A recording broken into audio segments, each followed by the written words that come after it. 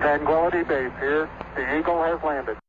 What's going on, everybody? This is Jason, the host of the Nomadic Traveler podcast, with our co-host, Nicole Potter. Hey guys, what's up? Get excited. And we are doing the NASA Part 2 episode today.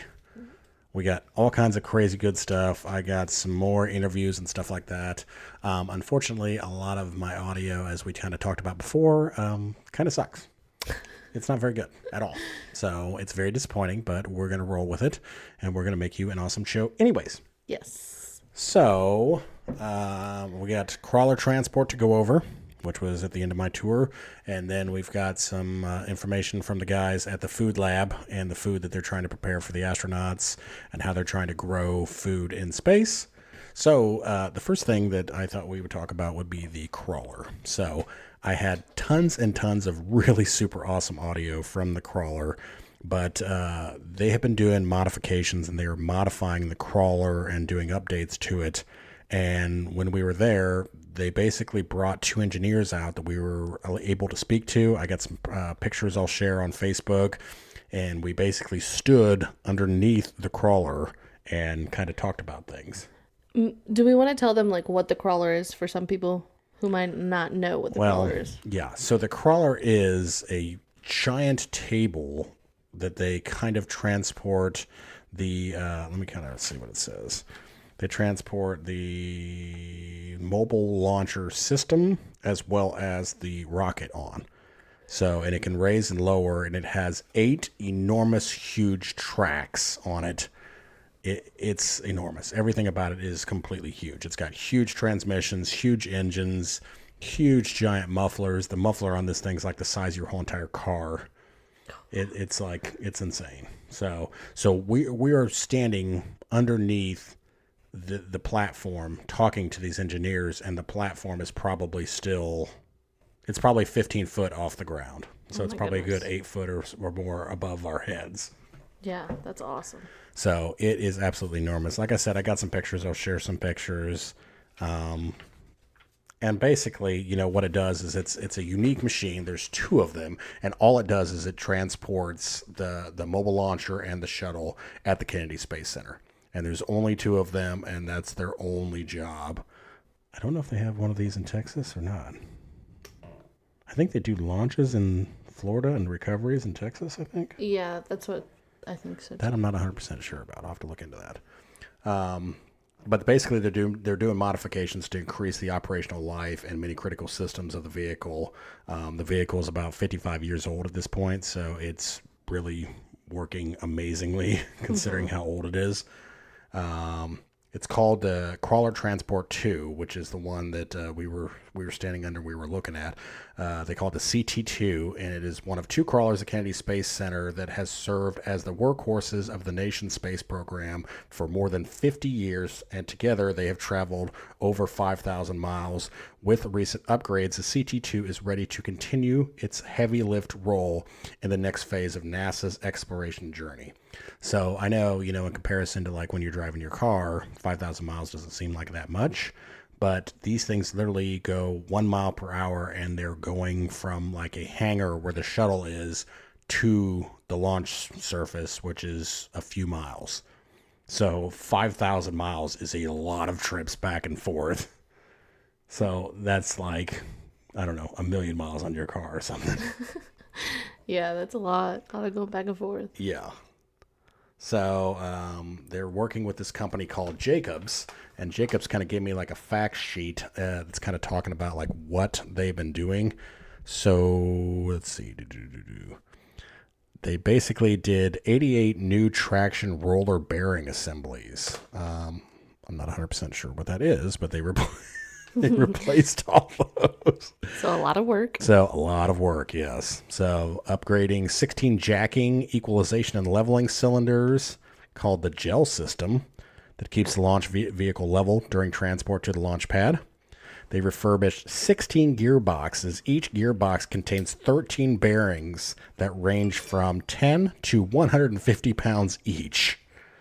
Wow. Jeez, that's like unbelievable. 150 pounds. Wow. That's pretty heavy.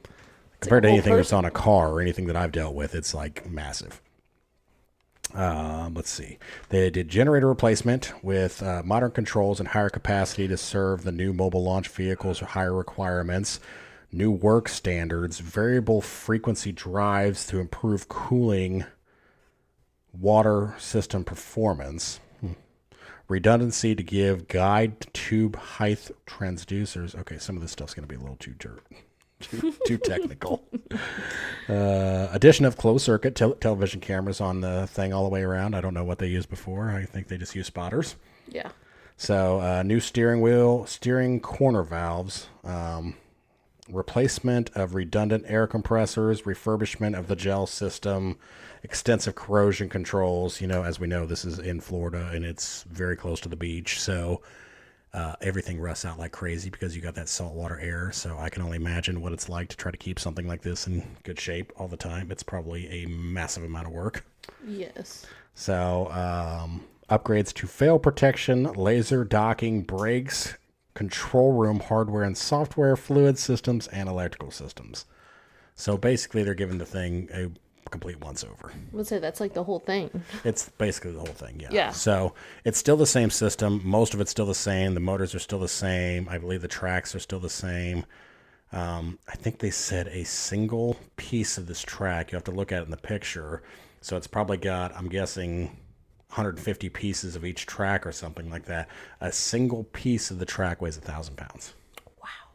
Just the one single tiny pad. Wow. So what's not tiny, but it's tiny in comparison to everything else. So it's still enormous. It'd still be the size of me, probably larger than the size of me, height-wise, you know. Yeah. So very cool. It was very cool. It was one of the things that I was the most excited about. I really enjoyed the audio. The engineers that we got to talk to were absolutely amazing. And like I said, they had air compressors going, and they were making a very loud hissing sound. So basically we're there trying to talk to these guys and trying to get audio, but there was such an enormous amount of background noise because, like I said, they didn't stop any work when we were there. So the audio was ruined, essentially. Mm-hmm. So what I did is I kind of transcribed some of the stuff, and I'm going to break down a couple of the questions that we asked some of the guys for you. So that way we got... You know, like one of the questions was, what does a day-to-day life look like for the crawler? So there are so many parts. There's always something to fix and maintain. Even if there's not a launch that day, we have work orders all the time, and we're constantly ordering and fixing parts. So basically, the engineers work 5 days a week, all the time, 24/7. They're constantly maintaining the system. So it's not like... You know, they work when there's a launch and then they have 6 months off or something like that. They are there every single day. The guys that drive it are actual engineers, so they work on it as well as drive it. Mm-hmm. Yeah. One thing I thought was cool was they talked about, like, well, what happens if it breaks down? Like, it goes out, puts the rocket out, comes back and breaks down. And they said, obviously, like, this is a huge machine worth a lot of money. I think they said, like, what, $4 million? $4 billion. $4 billion. So basically they said, yeah, they're not going to leave a $4 billion rocket on the runway. Right. So they said if something goes wrong with it, they have to fix it. Mm-hmm. It cannot stay in the middle. It either needs to be on the pad or it has to be in the hangar. It does not stay anywhere in between. Yeah. So if there's some kind of problem, it is all hands on deck, and they fix it immediately, and they either continue forward out to the pad or they scrub it and they go back to the hangar. Mm-hmm. It does not sit out at all. Yeah. They said, period, that cannot happen. Yeah. So that's hard. I mean, that's a lot of problem solving, like on the spot. They said people. Luckily it's very reliable, so they really don't have that problem very often, and everything's got redundant backup systems. So I think it has multiple different engines on each track. So it could maybe run with one of the two engines on each track. And so the electrical system is redundant. The generators are redundant. So everything, it's like an aircraft or something. Everything has two systems. Mm-hmm. So if one of them does not work, you switch over to the other one. Yeah. So another thing they were kind of talking about that was really interesting is they said, we kind of asked about how many people are on the crawler at one time, like when they're rolling the shuttle out. And he said, essentially, it's like 25 to 30 people. Wow. which was way more than what I had imagined it would be. I thought, there's a driver and there's probably, a handful of spotters. There might be 6 guys there or something like that. And no, he said there's 25 to 30. He said there's guys in the pump room, there's guys on the generator, there's guys monitoring temperatures, pressures, electrical readings all the time, as well as multiple people all the way around the outside of the vehicle, constantly watching for things in the road, wildlife, anything that might be in the way.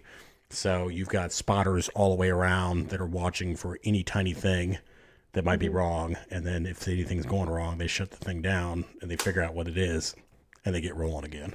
That's probably how it's lasted so long, having Yeah. so many people work on it and Yeah. monitoring each spot individually. Yeah. Well, think how long your car would last if you had somebody that was constantly babying it and cleaning it and maintaining it and oiling it. And Yeah. I mean, think about what you do with your car. I mean, you just get in that thing and you just run. Do it. You start that thing up, you just run it. And you're like, I wonder when the last time was I had an oil change, The engine light's on, it's okay. Yeah. So this is a completely different piece of machinery where it's just constantly being worked on. So, and then, one of the things we asked too was do you just take it out and run it? And he gave the analogy of a boat. He's like, it's like a boat. He's like, you never want to leave your boat sitting around because it's going to have problems. He said, this is the exact same thing. So yes, when it is not in use, we do take it out and run it up and down and run all the systems. And so you want to keep everything moving and lubricated and being used. So the more it sits, the more likely it is to develop some kind of a problem. Yeah, that makes sense for sure. So one of the other... Well, go ahead. Well, I was just thinking, especially because there's not that many launches all the time. No, and especially since they discontinued the launch program here, there hasn't been much going on for, the last 10 years, I think. So, right. So it's been quite a while since they've had anything major going on. for sure. So, one of the other questions we asked is, are there any parts that you cannot find now? And they said there's always lots of unique parts and old parts on there, and we have to figure out how to fix those, how to store extra parts, and if we cannot get those parts for it, we have to build them. They just make them. So there's a whole machine shop where they can physically make large pieces of metal or crankshafts or whatever it might be. Right. They can make sprockets, gears, all that kind of stuff, whatever they need. They can make another one. So you have to be part engineer and part mechanic. Yeah, which I found amazing because, you as a mechanic, on a car or something like that, I need an alternator, I need a new this, I need a new transmission, whatever. Yeah. And then you install it in there and it's no big deal. You get it, you put it in there and you move on. Could you imagine if you were working on transmission, you're like, okay, now I need to make this piece. So I got to disassemble the whole transmission, figure out what's wrong. Okay, it's this gear. Now I need to take that gear and physically make this piece. Yeah. Think about how much longer that would add on to the whole process. Well, and just those are two parts of the brain, one that works physically and one that can think logically and how to figure things out and design. So you have to know how to do both in this job. Yeah. So this is really important. You know what I mean? Pretty amazing. Yeah. So another one of the ones that was really interesting was, what was your career path before becoming a crawler driver, and what did you do before this? So they were mainly engineers before this. One of the guys said that he was a crane operator before this. I think he ran lots of big machinery, but I think the main thing was he was a crane operator. And an opening came to move from the crane over to the crawler. And so he jumped on top of it. Because so basically, yeah, he was on it. I mean, who wouldn't want to work on the crawler? I would. Right? Basically, yeah. He basically said that he thought that these two guys loved the crawler, and they were like, if there was any job to be had at NASA, it is to be a crawler driver. Right. So he said everything to do with the shuttle centers around the crawler. So if I want to do anything, this is what I want to do. One of the girls asked, they go, do you ever get bored? Is it boring driving that thing at only 1 mile an hour? And he goes, there's nothing boring about the crawler. That's kind of like an ouch question. You could just tell that it was totally their passion, Yeah. He's like, there's nothing boring about it. He's like, there's stuff going on all the time. He's like, think about your car when you drive your car. there's constantly things that you move. And even when you're going down the interstate, you're making finite adjustments. You're staying in your lane. You're speeding up, slowing down. There's something coming up. There's a pothole, whatever. So there's always things that you're doing. And he said it's the exact same way in the crawler. So he said it is not boring at all. He said, and it's the best job there. And he said they have extremely low turnover for crawler drivers. So he's like, you literally have to wait in line for years to become a crawler driver. Somebody's got to retire in order for you to become a crawler driver, because it's the most coveted job. And he said everybody wants it. I bet I would want it. So, sure. Another question that was asked was, is the crawler loud? So, and he said that basically they had a company come out called Noise Solutions, and they basically went over everything and they reduced all the noise. So they said it used to be very loud and it had very large, what looked like incredibly huge car mufflers coming out the back. And now that they've gone through and put this noise suppression system in, he said you can literally stand outside and have a conversation when it's running, and it's not very loud at all. Wow. So That's I very found surprising. I found that really interesting. So anybody that used to have like old hot rods or anything like that, he said that basically it looked like it had huge glass pack mufflers on it. So if you know what glass packs are, if you're hot rodder, you can kind of get the visual. I know someone else asked, how do you start it up? Like, is there a key? And that was something I was like, ooh, I wish I would have. Like, if I was there, I probably would have asked that. See, to me, that's kind of a funny question because I know there's no key. Because I would just be like, I can already know. Like, big pieces of machinery like that don't really have keys. They have like startup procedures. it's like, okay, ready, set, go. Like when you're going to go on a roller coaster, everybody thumbs up. That's what I was thinking. Of course, they said there's no key. There's a bunch of like buttons and knobs that have to go and be turned. It starts obviously the gas and then the throttle. And then everybody kind of like works on a team to get it started. So everybody does kind of play There's a part in multiple it. different things that you do to start it. Yeah. So it's like you have to do, it's like probably like starting a plane or something like that. You got to check all these individual systems before you start to fire anything up. It's just like, I can't imagine someone not having like, oh, I forgot the keys to the plane today. I don't think planes have keys. I think they have like a startup procedure, Yeah. Makes sense. There's no fob. There's no fob. That'd be nice though. We can't start it without the key fob. That's funny. So the next thing that I thought I would, kind of talk about too is everybody was asking about like shifts, like what kind of shifts do you work? Is everybody on like an 8-hour shift or a 12-hour shift, or how does it work? And he said that the drivers are on 2-hour shifts. So nobody, basically that's the longest shift, and nobody works longer than a 2-hour shift. So, and they were asking, like, even are the people on the ground that are walking that are spotters, are they on longer shifts? And they said, no, nobody's on longer than a 2-hour shift. And he said, as a matter of fact, the people that are spotters are on 35-minute shifts. Wow. So it's like 2-hour shifts and they go home, or? I think from what I understand is I think they rotate. So I don't think they necessarily go home, but I don't think they stay on one thing longer. And like I said, they're all engineers, and they said there was 10 different engineers that are drivers. Okay. So I'm wondering if all the drivers all rotate around. So maybe you go out and you walk next to the crawler next. And then maybe you go from that to go on to monitor the hydraulic pressure. And then maybe you go to monitor the generator or something like that. Mm-hmm. So you're not, I think they're trying to keep you sharp. We kind of used, me and Nicole were talking about this, and we kind of use the analogy of like a lifeguard. And if you're sitting there staring at the water for a long period of time in the same area, you're going to get, what do we call it? Like you're going to get stale. Basically, your brain is not going to be as alert as it might be in seeing something new. So you're less likely to see that kid out there drowning under the water. Yeah. If you're like it's stuck in the same spot and you're staring at the same part of the pool. Mm-hmm. So I think it's the same kind of thing. They kind of try to keep everybody fresh. Mm-hmm. So yeah, and sometimes because like when you're doing a word search and can't find a specific word and something comes up behind you, it's like it's right there. Yeah. It's like a new eye is going to find something new. Yeah. So it makes sense. I think more jobs should actually do that. That's what I was thinking too. Yeah. It'd be much less boring. Right. Well, I'm thinking of like a doctor who does like 10-hour surgeries and stuff like that. Like do these? I don't know how they do that. It is probably rough. But I mean, lots of jobs could do that. Yeah. At 35 minutes though, that's tough. That's pretty short. Because it's like you have to have a certain amount of time to get into what you're doing. Yeah. Well, then they were asking, they were like, so when you guys do shift change, do you have to like stop? And he was like, no, the thing's doing 1 mile an hour. He's like, the staircase is like right there. You literally just step off or step on, and you just like go up. So like when they do rotation, the thing just keeps moving. And You just get off. he's like, it's the same thing like with like the driver's seat. He's like, you just gotta stand up and somebody else sits down. He's like, the thing's, it's That's just awesome. going that speed that you can get away with doing that kind of stuff.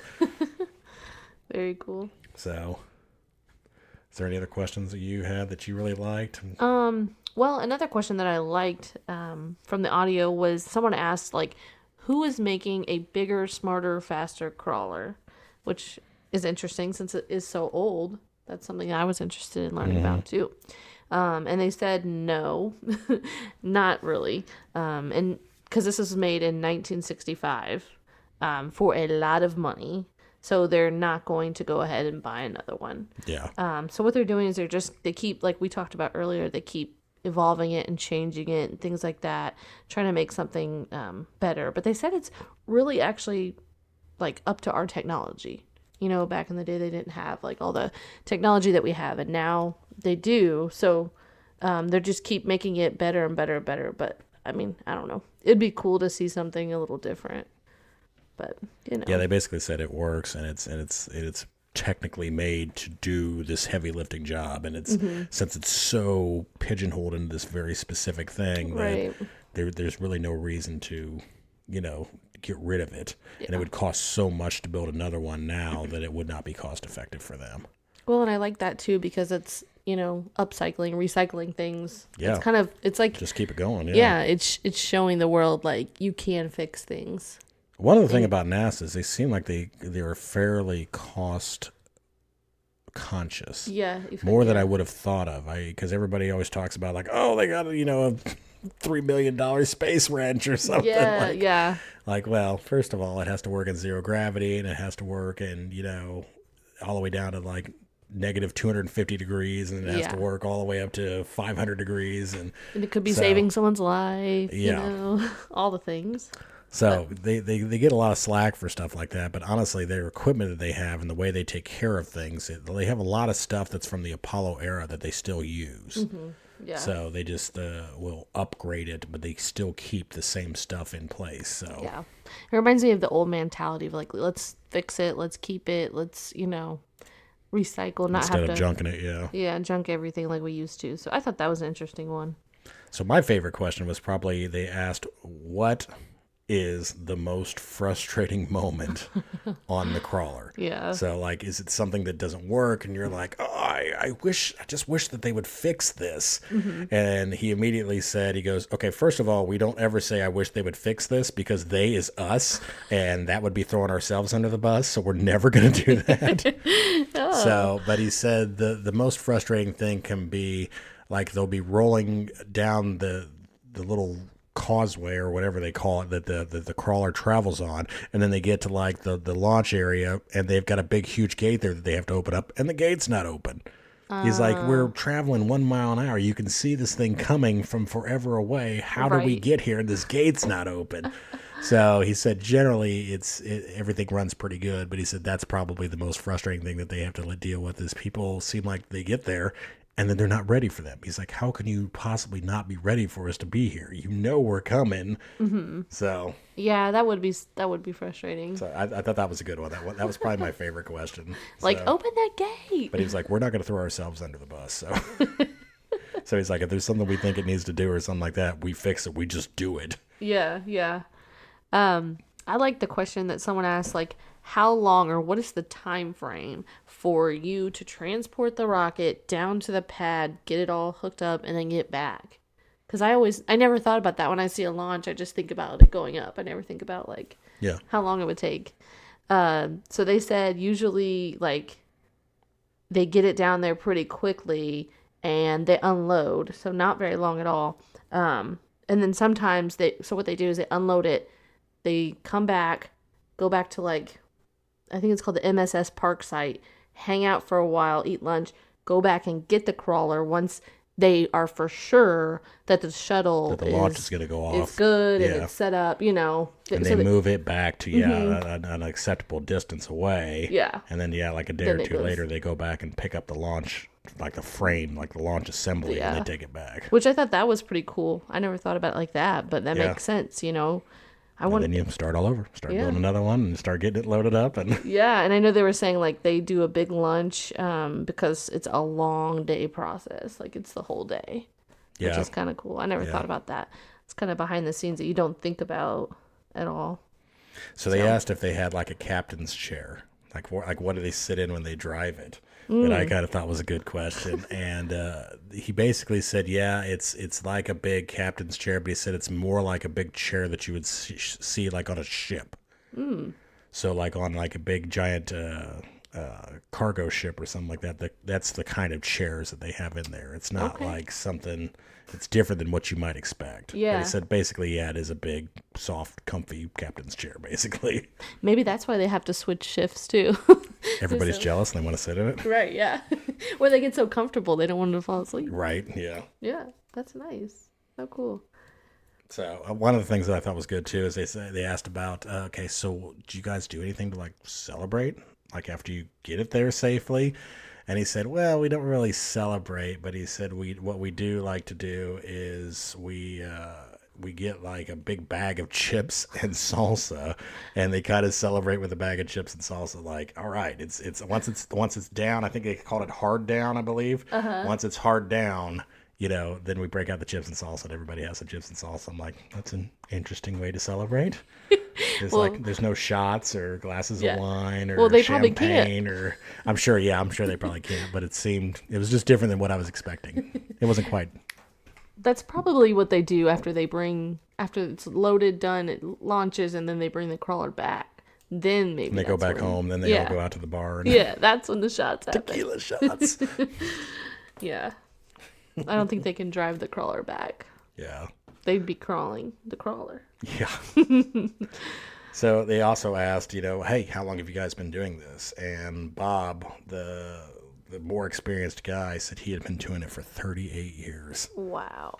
Which I found utterly amazing. That's a very long time. Yeah. And they asked him if he had any thoughts of retiring or anything. He said, nope, not as long as I can keep functioning the way I am. He said, I'm going to keep doing it as long as I can. So, yeah. Which goes back to the whole thing. Like, if you want to be a crawler driver, you can't get in because the guys don't want to retire.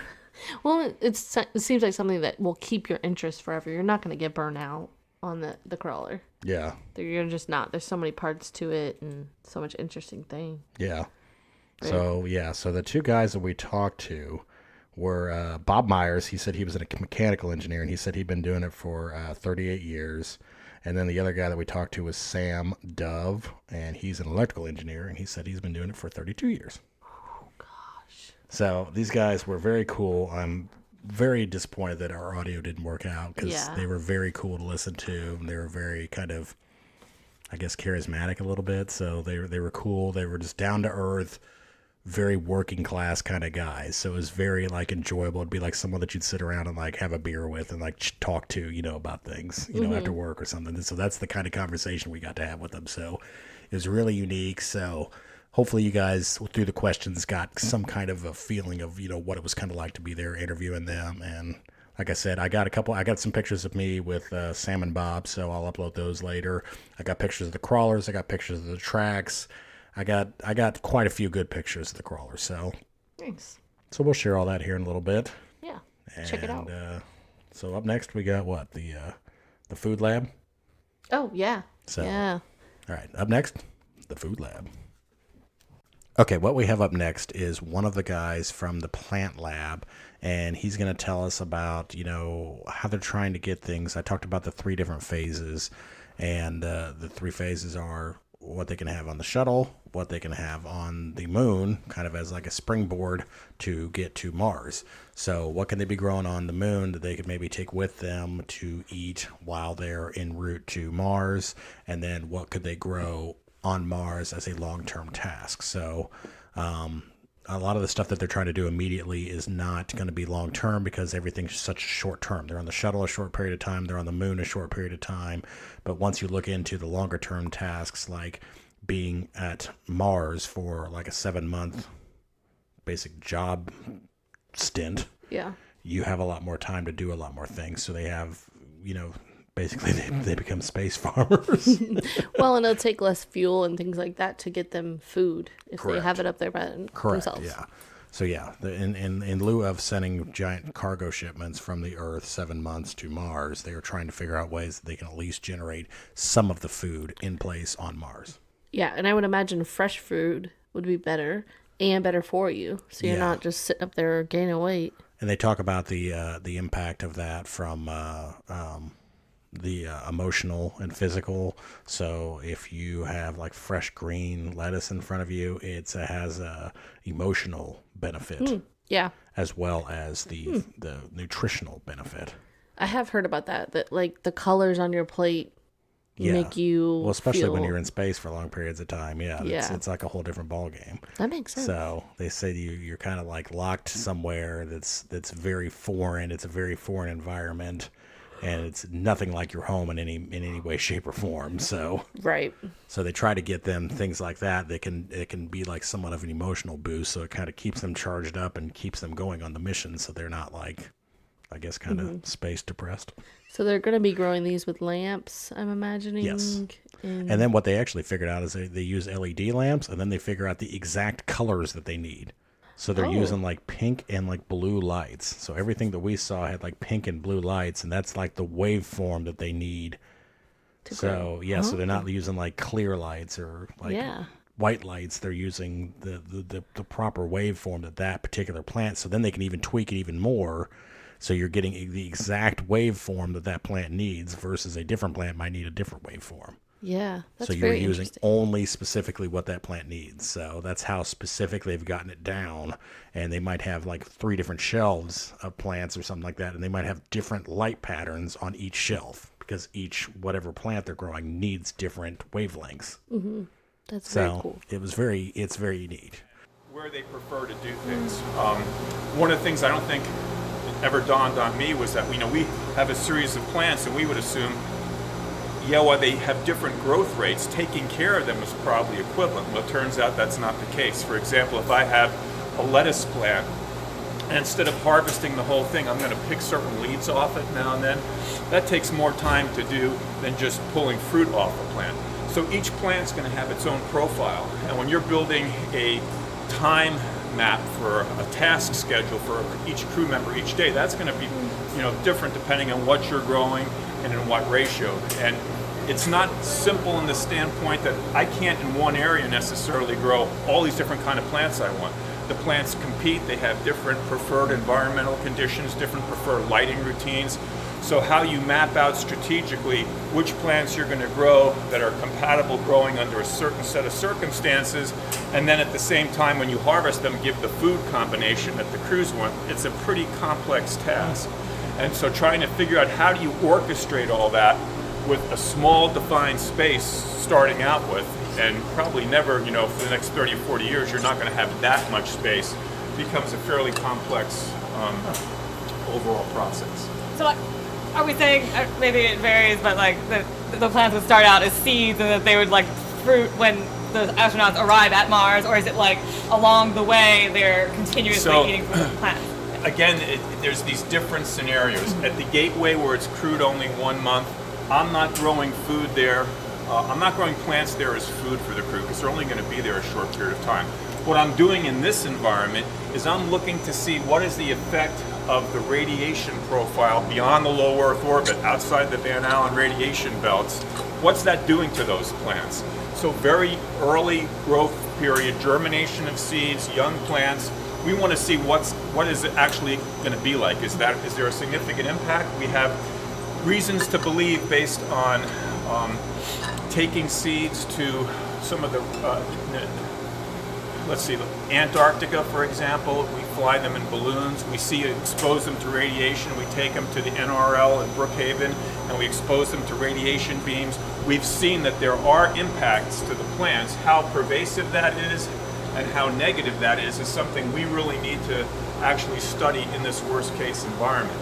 Because it turns out when you start looking at the space around the moon, the surface of the moon, and the journey out to Mars. And on Mars, the worst case radiation profile is in cislunar space because you're closest to the Earth, the sun, so you've got more solar energy coming to you, and you've got the galactic cosmic radiation that's pervasive all around, and once you're outside the Earth's magnetic field, now you're exposed to it. So this should give us the best indication of, where the trouble spots would be. And then when I move out further and further away, now I start talking about plants for food. A question.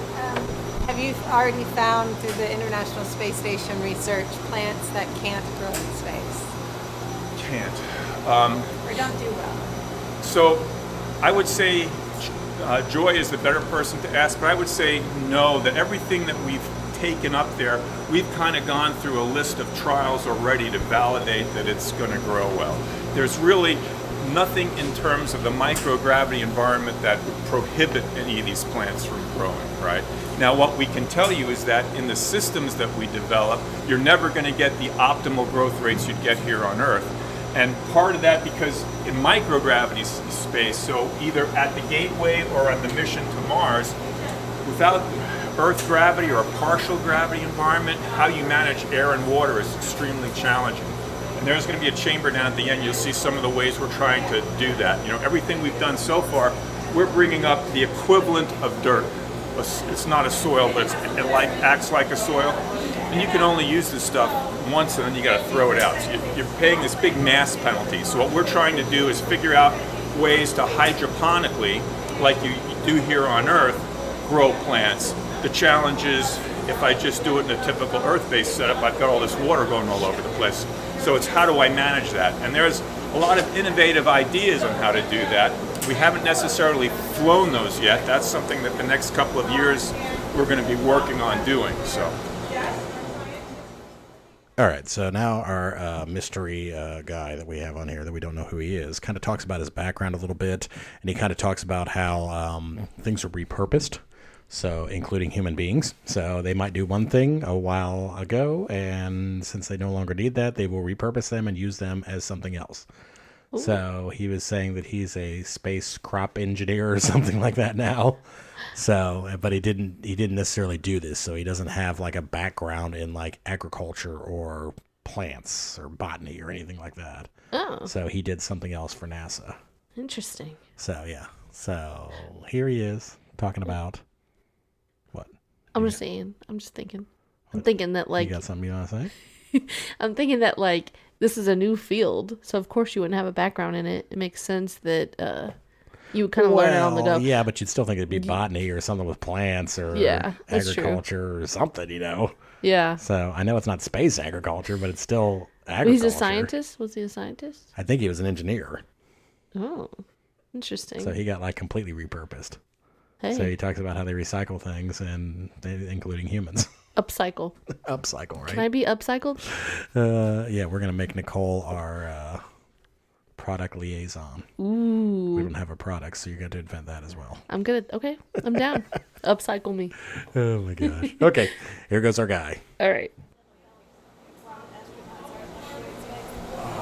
They have not done any correlations with nutrition and mental health that we've been involved with. Now, the Human Research Program at the Johnson Space Center, they're the ones, they would probably have done something with the prepackaged diet. I know for sure they look at trying to be very careful that the diet that the crews select actually gets up there when they're resident on station. There have been issues before with resupply where for whatever reason there was a problem with the vehicle, an astronaut gets up there and he's got to eat somebody else's food, and if they don't like the food they won't eat it. So there's a physical health correlation. In terms of mental, I don't know of anything, but the folks at Johnson would be the best ones to ask that. Do they have specialized diets for any astronauts, say There's ones that have allergies? Yeah, every astronaut, again, it's the advanced food technology folks at the Johnson Space Center. They will know what nutrition they need to get, and so they'll give them a list of options, and you get to choose your things, and you have comfort foods. Suffice it to say that you can have 3 different crew members who like totally different kinds of foods, and they will make sure that their diets are, healthy, nutritious, and tailored to what they're going to eat, want to eat. Do they have anything like a luxury food or like something that would be like celebrated for like a birthday. Or Yeah, something you know, like that. and again, I'm not the expert on that because I'm not a food guy per se. But my understanding is yes, that they try to give them treats and they try to be able to select things like that. An interesting thing is there's talk about for these longer missions actually hiding things on the vehicle so that when it's a birthday a year later, they'll tell them to go to some place and pop, out will come this thing so that they're not aware of it because that's a psychological benefit. That could be, it doesn't mean food necessarily, and it could be anything for a dog. You know? So I've heard talk about doing that kind of thing because they got to keep them engaged. The best part's the other stuff. It's not. It's really interesting. Yeah. So you said you're not a food guy. You're what guy? All right, so my background was in space shuttle payloads and then building a space station, and then it's using the space station, and now I'm a spacecraft production guy. It just turns out that's the way it is. You know, we use everything around here. The crawler was used for Apollo. I'm used for this now. So prior to this, you're not the guy that was like plant the seed and do this. No. I actually never grew a plant at all until I started this job doing this stuff. And you're not technically like a scientist. No, but see, awesome. so here's the thing: is that we have some of the best experts in horticulture and agricultural techniques here. So over the past 2 years, just from interfacing with them and working with them, trying to build this strategic plan, you learn a ton of stuff. You know, you don't learn it in detail, but you know it enough to go 2 or 3 questions deep and build an architecture and a roadmap that everyone's comfortable with. Basically, those people, the Dr. Massas and the Trend of the world, they're so focused on a task, you know, one line of this, that they never would have the ability to pull this all together. If you wanted them to pull it together, they could, but then they wouldn't be doing the real work that's important. So you're in charge of the whiteboard. Yeah, so I'm like, I'm in the crow's nest looking out, making sure we don't hit an iceberg. Like, okay, gotcha. I get it. Yeah, we're good. Up in the crow's nest, making sure they don't hit an iceberg. I kind of like that analogy. I think that's really good. Is that one of your favorites? That is. I love that. It reminds me of that Titanic. That's what I was thinking. Yeah, totally. Total Titanic. Yeah. So, and later on, you know, in the same room, I didn't catch it on audio recording, but they were explaining to us what was going on in one of the chambers, and they were like hitting it with like space radiation in this chamber, and so they're having us. We could look inside. They got like a little square glass window that we can kind of look in, and then it has like a picture of like whatever planet it is, some kind of lettuce or something like that, and. So she's talking about it, the scientist, and then we're looking in the window, and the one girl goes, "There's like a outline of a body on the floor," and she goes, "Oh, well, that's just such and such, some kind of scientific explanation of something to do with the dirt they use or something like that." And she's like, "No, there's like an outline of a body on the floor," and she goes up and she looks in the window, and she's like, "Oh," she's like. We just had interns that were here, and they just left today, and I think that's a parting gift from one of our interns. And it was like they had taped an outline of what looked like a dead body on the floor. Yes, that's a way to leave your mark. So I thought it was absolutely hilarious. That's awesome. So yeah, that was one of my favorite things, for sure. Very cool. So I think that's kind of all that we got. Unfortunately, I can't. All the rest of the audio was just too bad. So, and besides, this episode's already getting pretty long anyways, as it is. Yeah. So, I think we're going to kind of wrap up. So, basically, this episode what it's designed to do for me is it's to whet your curiosity and your appetite about NASA, to show you what a cool place it is and what awesome stuff that they have going on there, and why you should, next time you're in Florida, you should maybe consider taking you a trip to NASA and going to the Kennedy Space Center and checking out some of the absolutely amazing things that they do there. Yes. So I hope that got across to everybody. I know that a lot of this episode has not been specifically like travel related, but it's about something that's rather amazing that they do in the United States of America, and that we collaborate with many other countries around the world on. And I think it's something that we can all share in as Americans. I was going to say as humans, humans. on the planet, because we've all only got one planet. So, and exploring off the planet is kind of like a planet-wide thing, not just like a U.S. thing or a China thing or an India thing. I know there's other people that are trying to do space exploration, but you know, it's amazing, and I think it's well worth checking out for anybody that's in, you know, like a side trip for Orlando, side trip for going down the east coast of Florida or something like that. I think it's well worth it. Yeah. So something to bring us all together. Yes. Versus separate us. Yes. Which is what most stuff does. Yes. Yeah. I like it. So, and then on our next show, we are going to wrap up everything. Well, we've already wrapped up. This is all the stuff on the private tour. So the next episode is going to be all about what Nicole did on the public side and where you can stay in your camper, where you can stay in a hotel, how you see a shuttle launch, all of the cool things on the public side. So if you were going to take a trip there, this is what you can expect from your trip to the Kennedy Space Center. Yeah. All right? Lots of stuff. So that's kind of all I got right now. You got anything else, Nicole? I don't. The only other thing I think we could do is maybe just thank you guys for listening and staying with us. We love all you listeners. Yeah. And please send us any ideas that you have or any comments or questions. We're always looking for ways to improve the show. So let us know. Yeah, but we've been working on a little bit of a backlog. But now that our backlog is kind of working through a little bit, we're going to be looking for like some new things to do shows on. So we got a couple things coming up. But if you have some ideas, we'd love to, you know, get some input from the audience. And if you have a show idea and you send it to us, we'll send you a T-shirt or something like that if we actually are able to use your show idea. Yeah.